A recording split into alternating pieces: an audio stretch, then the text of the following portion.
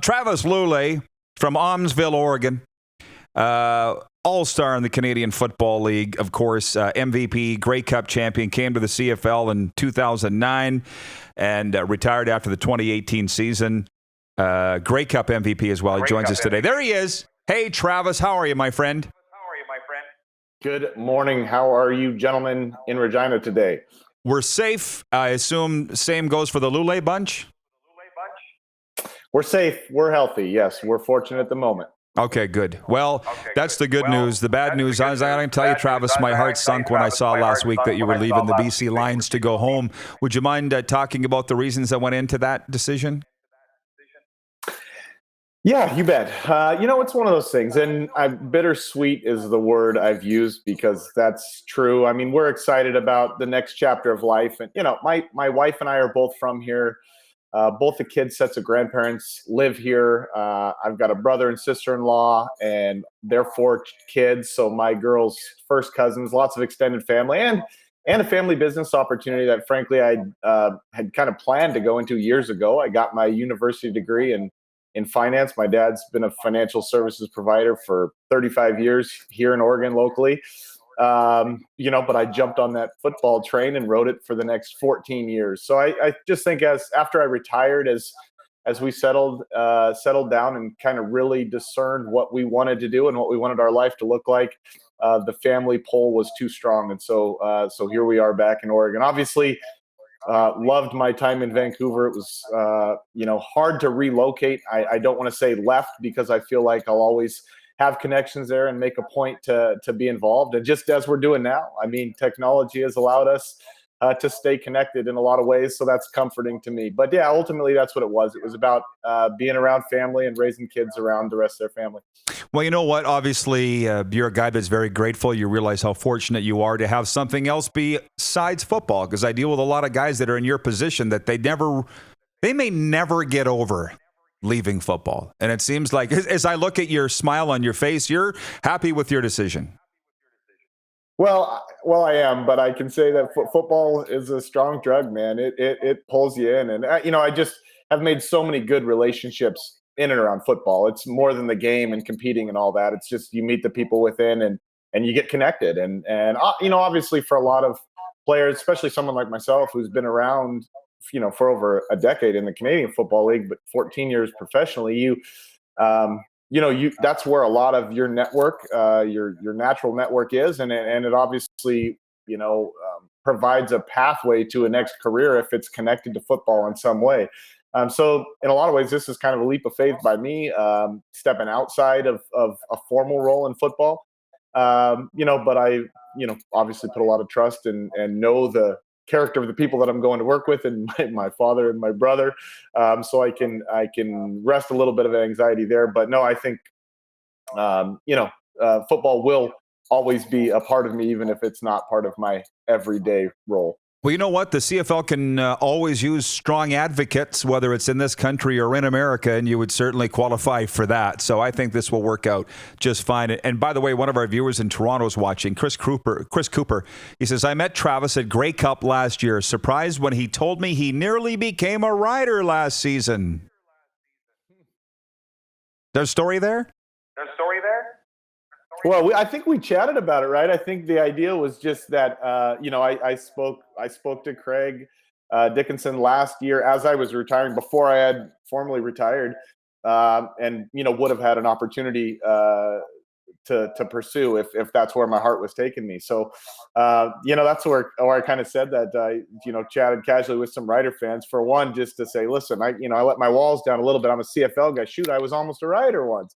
I don't know that it was almost or an inevitability, but I didn't just dismiss it as nothing. It was something I did have to sleep on for a few days and have some real conversations with my wife. Ultimately, as it were, as my heart knew I was done playing ball, but it wasn't for Regina or Saskatchewan. It wasn't like, oh, I would never ever consider that in a million years. It was it was a flattering opportunity at the end of my career. Well, I just didn't know how close you were to it. I knew the door was open by Dickie. I just didn't know how far the door was open by Dickie. And by the way, that's the one thing that I love about this show. was Wally was on here in June, and he said that one thing he would have loved was the opportunity to coach the Rough Riders. And I'm like, what? He would have never have said that while he was coaching the Lions, right? But it's just kind of cool when the guys step away from the game, what comes out.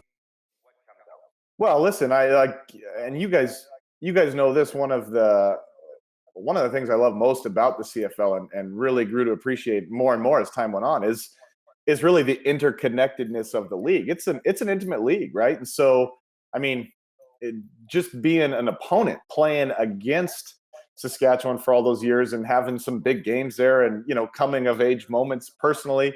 Playing in my first playoff game, a double overtime playoff game in 2010, like that's just a memory that's just etched so strongly in my head. And even though we lost, it was a moment that I won't forget.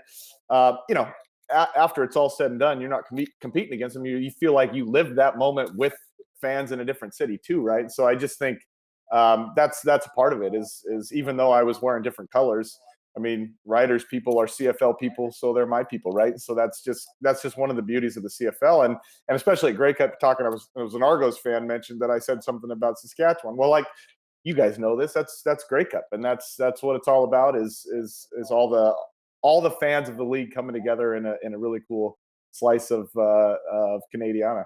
Jeff, the Stamps fan, writes in. He says, I wish Travis the best, but it sure is sad that the CFL will lose such a great player and smart mind. There's a lot of sad things around the CFL right now. The fact that the training camps are for sure postponed really sucks. We don't know where it's going from here. But let me say this, Travis, a couple things.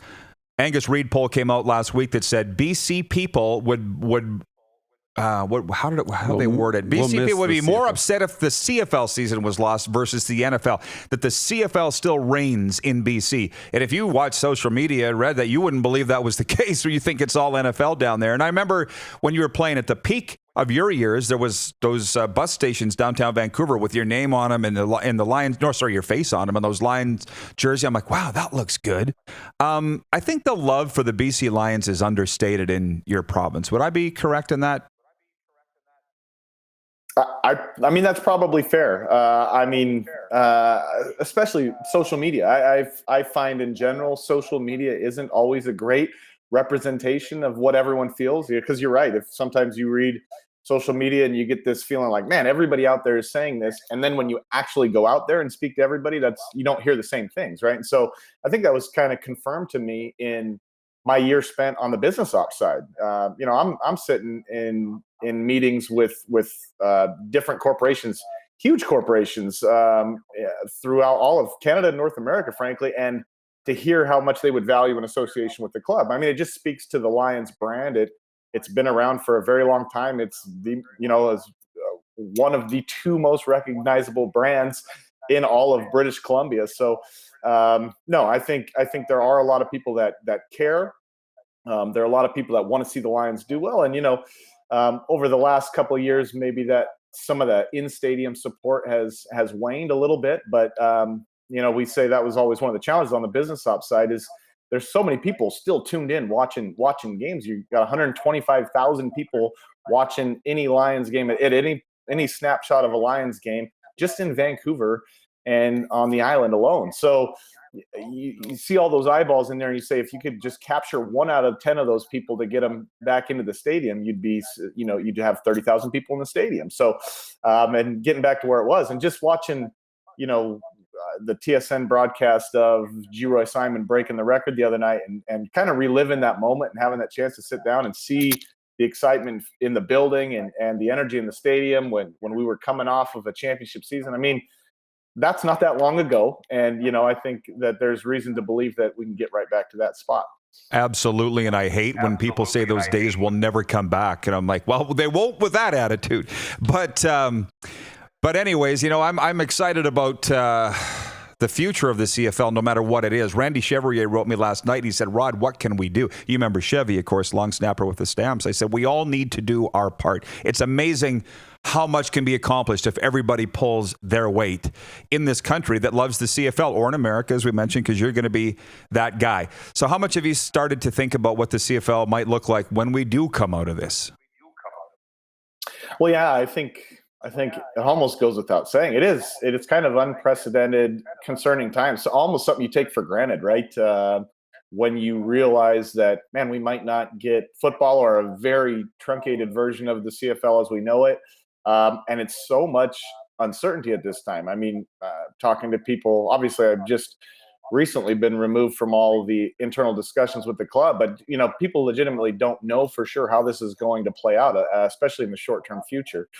So I think what it helps you to, what I'm trying to say, what it helps people start to realize is maybe how much they do care about it. Go, man, if this thing's gone, that would be devastating. That'd be really unfortunate. And so you're seeing more and more of that kind of response, like, oh man, we kind of, maybe I haven't been to a game for a couple of years, boy, but that would be sad if I can't go to a game at all, and so it makes you stop and think about how you value some of those things. So I obviously I'm going to speak glowingly about my time in the Canadian Football League until my time on earth is done. It was just that type of a thing for me, but I want to see it healthy, robust, and thriving, because I do think it's something that provides a lot to a lot of people, and both financially and in terms of entertainment and the historical value there. I think it's an important thing, and I want to see it alive and well.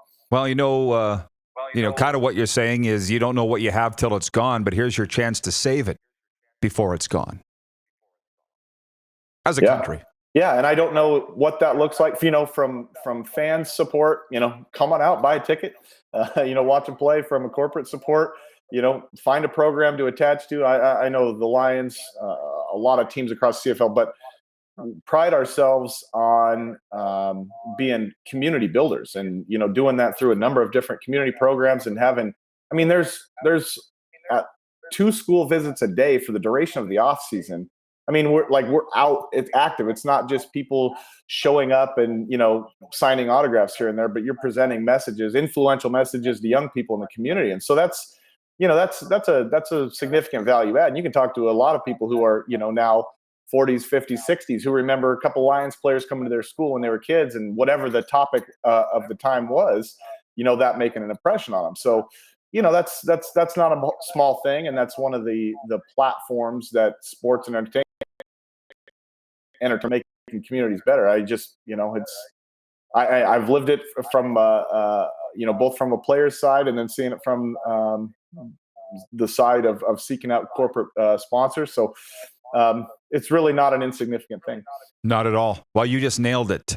Travis, thank you for all you've done. We'll miss you, but you have not died. You're not that far away, so we will keep in touch, and thanks for everything.